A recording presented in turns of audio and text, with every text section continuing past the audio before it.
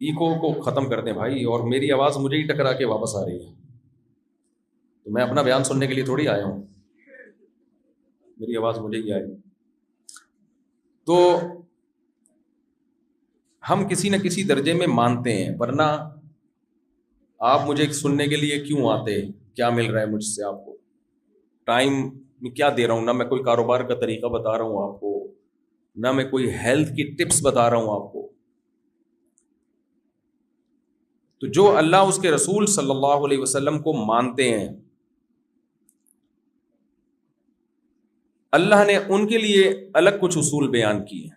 جو نہیں مانتے ان کو تو قرآن پہلے منواتا ہے، اللہ اپنے وجود کے دلائل دیتا ہے، اپنی قدرت بتاتا ہے. جو مانتے ہیں ان کو اللہ واقعات سناتا ہے. قارون حضرت موسیٰ علیہ الصلاۃ والسلام کی قوم میں تھا، اور بے پناہ دولت تھی قارون کے پاس. جیسے کہ ڈیفنس والوں کے پاس رپورٹ یہ ہے کہ کافی اچھا پیسہ ہوتا ہے. یہاں میں غربت کے فضائل نہیں سناؤں گا کہ غریب 500 سال پہلے جنت میں جائے گا، اور نبی صلی اللہ علیہ وسلم نے دعا مانگی اللہ مساکین میں میرا حشر کرنا. یہاں میں غربت کے فضائل نہیں بتاؤں گا، یہاں میں آپ کو دولت کے سائیڈ ایفیکٹ بتاؤں گا. سمجھ میں آ رہی ہے بات کہ نہیں آ رہی؟ دولت کے سائیڈ ایفیکٹ. کیونکہ جب انسان کا پیٹ خالی ہوتا ہے تو اسے اللہ یاد رہتا ہے، جب پیٹ بھرتا ہے تو وہ سب سے پہلے کس کو بھولتا ہے؟ اللہ. بنی اسرائیل موسیٰ علیہ السلام کی قوم تھی، غریب تھے، مسکین تھے، حضرت موسیٰ پہ ایمان لائے. لیکن بنی اسرائیل میں قارون ایک واحد شخص تھا جو تھا بنی اسرائیل میں سے، مگر موسیٰ علیہ السلام پر ایمان نہیں لایا، اور فرعون کے ساتھ تھا. وہ کیا تھا بھائی قارون میں؟ تھا بنی اسرائیل میں سے، موسیٰ علیہ السلام کے معجزے بھی دیکھ رہا ہے، قوم بھی ایک ہے، مگر بیٹھتا کس کے ساتھ تھا جا کے؟ ٹھکانا کس کے ساتھ؟ فرعونیوں کے ساتھ. اور فرعونی بھی اس کو گلے لگاتے تھے، حالانکہ فرعونی تو بنی اسرائیل کو چھوڑتے نہیں تھے، کوئی بنی اسرائیل کا بچہ پیدا اس کو قتل کرتے تھے. لیکن قارون کے ساتھ فرعونیوں کے جو تعلقات تھے بہت اچھے تھے. وجہ کیا تھی؟ قارون کے پاس وہ کچھ تھا جو ڈیفنس والوں کے پاس اب بھی ہے. سمجھ میں آ رہی ہے بات کہ نہیں آ رہی ہے؟ قارون کے پاس وہ کچھ تھا جو ڈیفنس والوں کے پاس ہے نہیں تھا، نہیں ہے ڈیفنس والوں. اتنا پیسہ تھا، اتنا پیسہ تھا، ان مفاتحہ لتنوء بالعصبۃ اولي القوہ، کہ خزانوں کی چابیاں ایک جماعت لے کے چلا کرتی تھی. پہلے زمانے میں یہ ڈیجیٹل لاک وغیرہ نہیں تھے نا، اور ڈیجیٹل کرنسی بھی نہیں تھی. پہلے زمانے کی کرنسی تھی گولڈ، سونا اور چاندی. تو وہ باقاعدہ لاکروں میں رکھنی پڑتی تھی، تو لاکر تھے بہت سارے، ان کی چابیاں بہت ساری. تو ایک بہت بڑی جماعت ایسی تھی جس کا کام صرف چابیوں کی حفاظت تھی، اور چابیاں اٹھا کے چلتی تھی اس کے ساتھ. تو جب اللہ نے قارون کو اتنی دولت دی، اتنا پیسہ دیا، تو قارون کی کھوپڑی کیا ہو گئی؟ آؤٹ ہو گئی. اب اس کو موسیٰ علیہ السلام سمجھ میں ہی نہیں آ رہے تھے، تو سمجھ میں نہیں آ رہے. موسیٰ علیہ السلام وہ کہتے بھائی کوئی کاروبار کی بات کرو، کوئی بزنس کی بات کرو، کوئی ہیلتھ کی بات کرو، کوئی اچھا رشتہ ہو تو بتاؤ، ہے بھائی کوئی نئی اپورچونٹی ہو اس میں، کوئی لیدر کا بزنس ہو، کوئی گولڈ کا بزنس ہو، کوئی. یہ کیا بات ہے کہ اللہ پہ ایمان لے آؤ، آخرت ہے، جنت ہے، جہنم ہے، نافرمانوں کے لیے آگ رکھی اللہ نے، جو اللہ کی مان کے چلتے ہیں اللہ ان کو کامیاب کرے. کیا مولانا والی باتیں لگا کے رکھی ہوئی، کیا مولویوں والی باتیں ہیں یہ. تو قارون کو موسیٰ علیہ السلام کی دعوت سننا اور ان کی بات کو ویلیو دینا ٹائم ویسٹنگ لگتا تھا. میں سمجھا پا رہا ہوں اپنی بات؟ کیا لگتا تھا؟ Time waste. یہ ویسٹ کر رہے ہیں ٹائم. موسیٰ علیہ السلام نے نہیں چھوڑا قارون کو، کیونکہ موسیٰ علیہ السلام اللہ کے پیغمبر ہیں، اور پیغمبر کا کام ہوتا ہے بہرحال اللہ کا پیغام پہنچانا، چاہے سامنے والے کو اچھا لگے یا اچھا نہ لگے. دیکھو پیغمبر کے علاوہ جتنے بھی لوگ ہیں ان کو حکم یہ ہے کہ سامنے والے میں سننے کی، سمجھنے کی صلاحیت ہے تو آپ بات کریں، ادروائز آپ خاموش رہیں. لیکن پیغمبر کو حکم یہ ہے کہ پہنچانی ہے دعوت ہر قیمت پہ، اچھا لگے یا نہ لگے، ماننے کی امید ہو یا نہ ہو. یہ فرق ہوتا ہے پیغمبر میں اور غیر پیغمبر میں. یہ میں اس لیے بتا رہا ہوں کہ آپ لوگ سننے آئے ہیں تو میں سنانے آ گیا, نہیں آتے تو پھر تھوڑی آتا سنانے کے لیے آپ کو.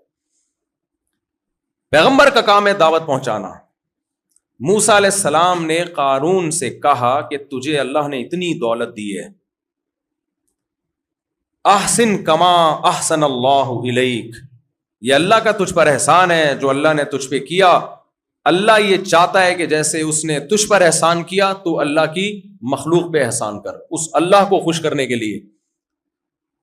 وَابْتَغِ فِي مَا آتَاكَ اللَّهُ الدَّارَ الْآخِرَةَ, اور جو کچھ اللہ نے تجھے دیا ہے اس سے آخرت بنانے کی فکر بھی کر, آخرت کے لیے بھی ذخیرہ کر. وَلَا تَنْسَ نَصِيبَكَ مِنَ الدُّنْيَا, دیکھو جب انسان کا پیٹ بھرا ہوا ہوتا ہے اس کو سب سے بری بات موت کی لگتی ہے. آپ دوستوں کے ساتھ بیٹھے ہوئے ہو, گپ شپ لگا رہے ہو, تو محفلوں میں کس قسم کی گپ شپ ہوتی ہے؟ بہت ساری باتیں ہوتی ہیں انٹرٹینمنٹ کی, کرکٹ کے میچز پہ باتیں ہو رہی ہوتی ہیں کہ اگلی دفعہ کون ہار رہا ہے, پاکستان کتنے نمبر سے ہارے گا, جیتنے ویتنے کی تو باتیں ختم ہی ہو گئی ہیں. اگلی دفعہ تمہارا کیا خیال ہے کتنے نمبر سے ہارے گا پاکستان, اور اگلی دفعہ مہنگائی میں کتنا مزید اضافہ ہوگا, اگلی دفعہ الیکشن میں کتنی زیادہ مزید دھاندلی ہوگی. یہ سب باتیں ہمارے الحمدللہ حصہ ہیں, گپ شپ ہوتی ہے کہ اگلی دفعہ بارش میں مزید کتنی تباہی ہوگی, کتنا پانی گھروں میں آئے گا. یہ ہماری صبح شام کی باتیں, جب ہم بیٹھتے ہیں تو یہ ساری گپ شپ لگ رہی ہوتی ہے. اس دوران اگر کوئی یہ باتیں شروع کر دے کہ دیکھو ایک دن ہم نے مرنا ہے, ایک دن ہم پھٹے پہ لیٹے ہوئے ہوں گے, ایک دن ہمیں غسل دیا جائے گا اور ہم ہل جل بھی نہیں سکیں گے, اور تمہارا کیا خیال ہے, تمہیں کیا لگتا ہے تم کون سے پھٹے پہ لیٹے ہوئے ہوگے؟ اچھا لگے گا اس اتنی اچھی باتوں کے دوران دودھ جلیبی کی باتیں ہو رہی ہوں اور اس دوران یہ بیچ میں کباب میں ہڈی لگے گا کہ نہیں لگے گا؟ مجھے لگ رہا ہے آپ لوگ کو میں سمجھا نہیں پا رہا, شاید جواب تو دینا تھوڑا سا. 4 شادیوں کی باتیں چل رہی ہوں گرما گرم, اب دیکھو اب ہوش میں آئے.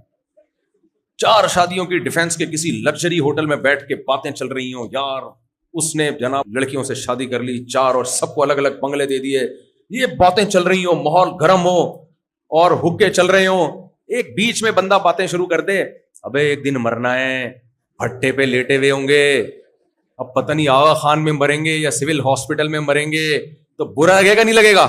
اس کو بولیں گے بھائی نکل یہاں سے, پھر بھی وہ اڑ جائے, نہیں بھائی ایک دن سب نے مرنا ہے بھائی, بھٹے پہ لیٹے ہوئے ہوں گے, دفن کر کے جا رہے ہوں گے, منو مٹی پھینک رہے ہوں گے, کل شریف پڑھ رہے ہوں گے, یہ کر رہے ہوں گے, ہم مریں گے پیچھے دیگیں چل رہی ہوں گی, لوگ بیٹھ کے کھانے کھا رہے ہوں گے.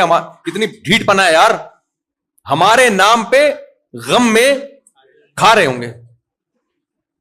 یار غم میں چھوڑ دو کھانا 3-4 دن کے لیے, نہیں تمبو لگے گا اور ابا کی یاد میں لنگر بٹے گا. تو بیٹا یہ سب تیرے ساتھ بھی ہونے والا ہے, میرے ساتھ بھی ہونے والا ہے. تو کباب میں ہڈی لگے گا کہ نہیں لگے گا؟ یہ آدمی,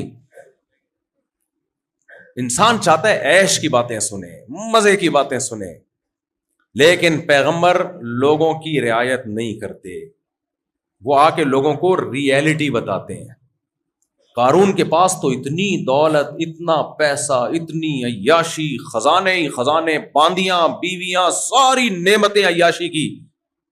اور موسیٰ علیہ السلام اسے سمجھا رہے ہیں لا تنسى نصیبک من الدنیا, بھائی دنیا میں تھوڑے دن رہنا ہے, زیادہ اس دنیا کو لفٹ کرانے کی ضرورت نہیں ہے. تو غصہ آئے گا نہیں آئے گا پھر قارون کو؟ ہے بھائی, کوئی بندہ آپ کے سامنے شو مار رہا, ابے میری گاڑی دیکھ, لینڈ کروزر دیکھ, یہ میں نے ابھی 1000 گز کا بنگلہ لیا ہے, اور ابے اب تو 4 شادیاں کوئی مسئلہ ہی نہیں میرے لیے, تو سوچ رہا ہوں 8 کروں, ہے بھائی, اور یہ اور وہ, اور میں ابھی دیکھ ابھی تو میں ایک اور بحریہ ٹاؤن میں مزید پراپرٹی 15-20 پلاٹ خرید رہا ہوں, میرا ارادہ یہاں سے موو کر کے USA جا کے رہوں, یہ ملک نہیں کبھی ٹھیک ہوگا. بڑی بڑی باتیں کر رہا ہوں, یہی باتیں ہوتی ہیں آج کل. ابے میں تو چھوڑ رہا ہوں, میں تو UK جا کے موو ہو رہا ہوں, یہاں سے میں تو وہاں جا رہا ہوں, میں تو وہاں جا رہا ہوں. اتنی زبردست باتیں کر رہا ہو اور سامنے آپ کا دوست بول دے بھائی مسافر خانہ ہے, تھوڑے دن میں قبرستان جا رہا ہے, تو تھوڑے دن میں کدھر جا رہا ہے, اور آپ کو ڈیفینس کے قبرستان لے جائے, یہ جا کے دیکھ یار تھوڑے دن میں تو کدھر آ رہا ہے. اور تھوڑے دن بھی زیادہ نہیں ہے, 10 سال 20 سال 30 سال, بہت زیادہ 30 ہو گئے, اس سے زیادہ کون زندہ رہتا ہے یار. جن کی عمر 50 سال ہو گئی, بہت زیادہ نکال لیں گے تو 30 سال نکال لیں گے نا. کتنا زور لگاؤ گے بھائی؟ اینٹی ایجنگ چیزیں کھانا شروع کر دی ہیں لوگوں نے, یار اس سے جو ہے نا جو بڑھاپے کا پروسیس تھوڑا سا ڈیلے ہو جائے, بس نہیں چل رہا کہ روک لیں بڑھاپے کو, رک تو رہا نہیں ہے, تو ڈاکٹر بتا رہے ہوتے ہیں یہ کرو, تو تھوڑا سا کیا ہو جائے گا بڑھاپا, کتنا تھوڑا سا 6 مہینے. جو کھانسی 1 جنوری کو آنی تھی وہ 1 جون کو آئے گی, تھوڑا 6 مہینے کیا ہو جائے گی ڈیلے. جو کینسر جنوری کی 1 تاریخ کو ہونا تھا وہ جون کی 1 تاریخ کو ہو جائے گا. تھوڑا سا جراثیم کیا ہو جائیں گے, یہی ہوگا, اس سے زیادہ کیا ہو جائے گا بھائی. جتنا بھی زور لگا لو, لڑکے جم جاتے ہیں, یہ ڈولے شولے بنا رہے ہیں تاکہ جوانی لوٹ آئے, بعض دفعہ وہی ڈولے بناتے ہوئے مر جاتے ہیں ہارٹ اٹیک سے. جم میں دیکھ بہت ساری موتیں ہوتی ہیں, کیونکہ وہ سمجھتے ہیں اینٹی ایجنگ, ہم اب یہ عمل کو ریورس کریں, تو ریورس کرنے کے چکر میں اتنا ویٹ اٹھا لیا کہ مدذل العالیہ گئے, مارکیٹ سے کیا ہو گئے شارٹ. تو اتنی اچھی اچھی باتیں چل رہی ہوں, گپ شپ ہو رہی ہو, اور آپ اپنی نمائش کرا رہے ہو, یہ بنگلہ, یہ گاڑی, یہ بینک اسٹیٹمنٹ, اور کوئی بندہ بولے اب سب ختم ہو جائے گا, برباد ہو جائے گا, تھوڑے وہ قبرستان جا کے دیکھ, تیرے سے بڑا سیٹ تھا, اس کی لاش پہ لاکھوں کیڑے پڑے ہوئے ہیں. آپ کو غصہ آئے گا کہ نہیں آئے گا؟ کیوں غصہ آئے گا؟ یار اب مزے کی زندگی گزر رہی ہے, تھوڑا عیش کرنے دو. کیا موت کی باتیں, پھٹے کی باتیں, جنازے کی باتیں, قبر کی باتیں, کیا شروع کر دیا تم نے؟ تو اس لیے قارون کو سب سے زیادہ بغض اپنی سوسائٹی میں کس سے تھا؟ حضرت موسیٰ علیہ السلام سے, جو اللہ کے سب سے محبوب پیغمبر تھے اس وقت. یعنی اللہ کو روئے زمین پر اس وقت جن شخصیت سے سب سے زیادہ محبت, قارون کو اسی شخصیت سے سب سے زیادہ نفرت. کیوں بنی اسرائیل کو نفرت نہیں ہوئی, قارون کو ہوئی. کیوں؟ قارون کی جیب بھری ہوئی تھی, اور بنی اسرائیلی کیا تھے؟ غریب اور مسکین. جب آپ کے پاس عیش و عشرت کا سامان ہوتا ہے, آپ کو موت کے سوا دنیا کی ہر چیز اچھی لگتی ہے. میں سمجھا پا رہا ہوں اپنی بات؟ آپ کو میں برا تو نہیں لگ رہا؟ سنو, آپ کو مجھے بھگا دو یار, کیا باتیں لے کے بیٹھ گئے ہو. تو موسیٰ علیہ السلام نے کہا وَلَا تَنْسَ نَصِيبَكَ مِنَ الدُّنْيَا, بھائی دنیا میں بہت تھوڑا رہنا ہے, زیادہ اس دنیا کو فری کرانے کی ضرورت نہیں ہے. وَأَحْسِن كَمَا أَحْسَنَ اللَّهُ إِلَيْكَ, آخرت کی تیاری کر, اب وہاں جانا ہے. سارا ادھر کے لیے کر لیا تو نے, ادھر کے لیے کچھ بھی نہیں کیا تو نے. تو قارون کو نا موسیٰ علیہ السلام کی نصیحت بہت بری لگی. جب موسیٰ علیہ السلام نے زیادہ سمجھایا تو قارون کہنے لگا انما اوتیتہ علی علم عندی, کہ یہ جو کچھ میں نے کمایا ہے یہ اسٹرگل ہے. کیا ہے؟ محنت ہے, دماغ کا استعمال ہے, ہر ایک کو نہیں مل جاتا. اس سے لوگ کہہ رہے ہوتے ہیں نا کہ بھائی صاحب, وہ ایک لطیفہ میں سنا دوں, تھوڑا سا بچے بھی خوش ہو جائیں گے, تھوڑا سا بچے فریش ہو جائیں گے نا. ایک سیٹھ تھا, سیٹھ لوگوں میں مشہور تھا کہ یہ بہت بے وقوف ہے. اب وہ سیٹھ کو غصہ آتا تو لوگ مجھے بے وقوف, تھا وہ واقعی بے وقوف, اس کو غصہ آتا تھا کہ لوگ مجھے بے وقوف کہتے ہیں. تو اس نے اپنے چیلے سے, اپنے خادم سے کہا کہ یار لوگوں میں مشہور ہو گیا ہوں بہت زیادہ بے وقوف, تو ایسا کر میری ذہانت کو ثابت کرنے کے لیے نا تو مجھ سے کوئی پہیلی پوچھ. کیا پوچھ؟ پہیلی, تاکہ میں اس کا جواب دوں تو پتہ چل جائے کہ میں کیا ہوں, ذہین. لیکن اس کو خطرہ تھا ایسا نہ جواب ہی نہ آئے مجھے. تو اپنے خادم کو کہتا ہے پہیلی وہ پوچھنا جس کا جواب مجھے آ جائے, اتنی آسان ہو کہ اس کا جواب مجھے آتا ہو. ایسا نہ کوئی اتنی ڈیفیکلٹ قسم کی چیز لے آ کہ میں اور بے وقوف ثابت ہو جاؤں.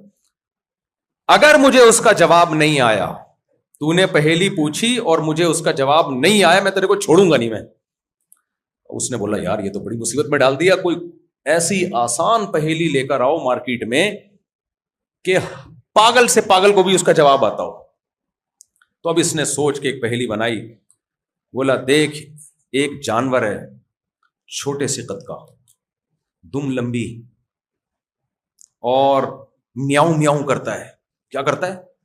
چولہے کے گرد گھومتا ہے, میاؤں میاؤں کرتا ہے. بتا کیا ہے؟